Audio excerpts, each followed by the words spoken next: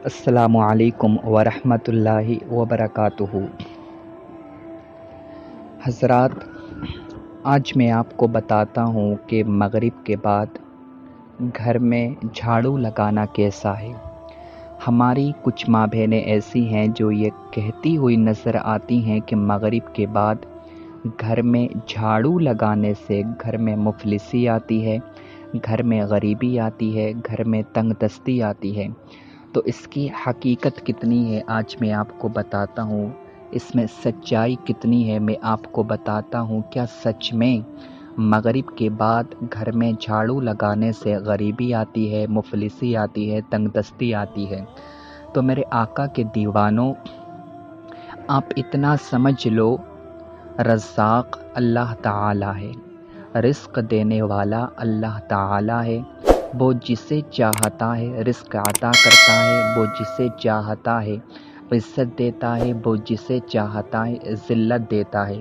अगर अल्लाह ताला आपको रिस्क देना चाहता है तो सारी दुनिया मिलकर आपका रिस्क रोक नहीं सकती है, और अगर अल्लाह ताला आपको रिस्क देना नहीं चाहता है तो सारी दुनिया मिलकर आपको रिस्क नहीं दे सकती है। वो जो चाहे कर सकता है, उसका इख्तियार है। इन्नल्लाह अला कुल्ली शैइन क़दीर, बेशक अल्लाह ताला हर मुमकिन चीज़ पर कादिर है, वो हर शे पर कादिर है। वो जो चाहे कर सकता है, उसका इख्तियार है। वो जिसे चाहता है इज़्ज़त देता है, वो जिसे चाहता है ज़िल्लत देता है।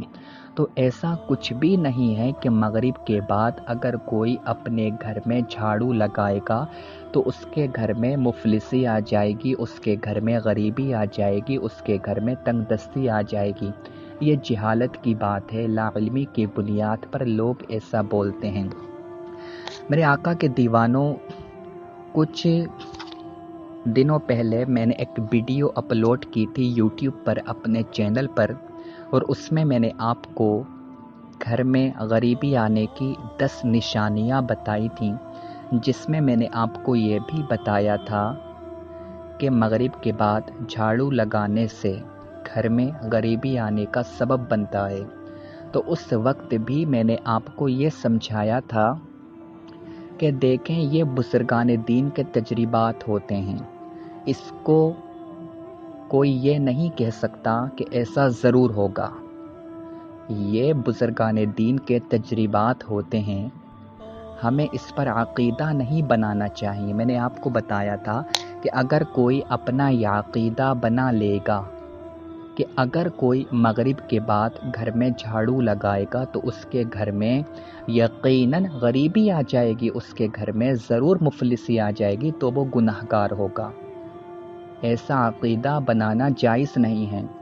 बुज़ुर्गान दीन ने इसको मना किया है कि बेहतर यह है कि आप मगरिब के बाद घर में झाड़ू ना लगाएं, मगर ऐसा नहीं है कि अगर कोई मगरिब के बाद घर में झाड़ू लगाएगा तो वो गुनाहगार होगा, उसका रिस्क कम हो जाएगा, वो मुफलिस हो जाएगा, वो गरीब हो जाएगा, उसके घर में तंगदस्ती आ जाएगी।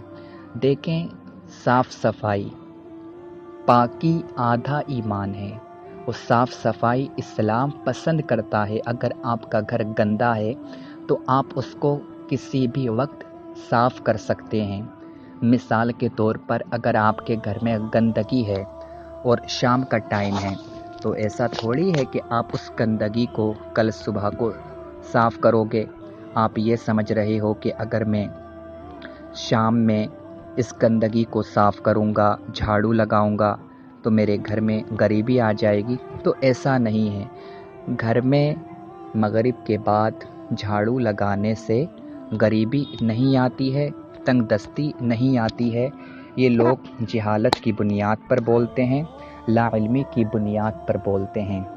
ये बात अवाम में बहुत ही ज़्यादा मशहूर हो चुकी है कि मगरिब के बाद घर में झाड़ू लगाने से गरीबी आती है। इस वजह से बुज़ुर्गान